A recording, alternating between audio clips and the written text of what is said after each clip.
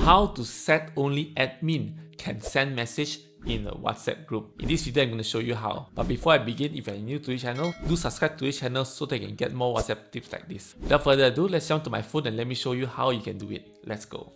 Okay, first of all, open up your WhatsApp app. Click on the group that you want to change the settings of. So this is testing only. Alright. Then click on the group name itself right on top. Click on that. And then you open up the setting page for that WhatsApp group. Then you scroll all the way down. You can see here group permissions. Last time it was in settings, but now it is in group permissions. Click on that. And then you can see members can send new message. If you turn it off, they are not able to send a message. When you turn it on, then they can send the message. So when you turn it off, it means that only group admins can perform this action. So yeah, so that's how easily you can set only admins can send message in a WhatsApp group. It is in group permissions right now. If you like what I share, give me a like and subscribe to this channel so that you can get more WhatsApp tips like this. Thank you so much for watching and I see you next time.